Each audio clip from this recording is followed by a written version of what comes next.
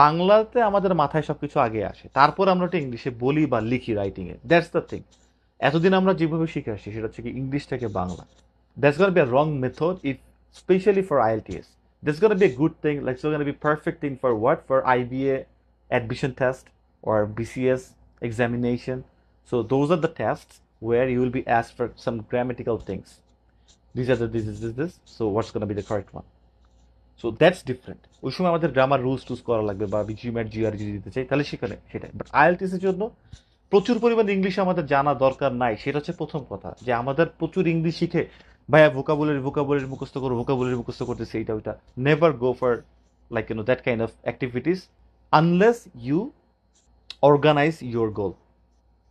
Vocabulary শিখতে হবে, কিন্তু কোনভাবে আমি আগাবো সেভাবে আগে আমাকে সেভাবে শিখতে হবে। মানে আমি আমি যেটা বলতে চাচ্ছি যে আননেসেসারি জিনিস এগুলো পরে মাথাকে ওলট পালট করার কোনো দরকার নাই।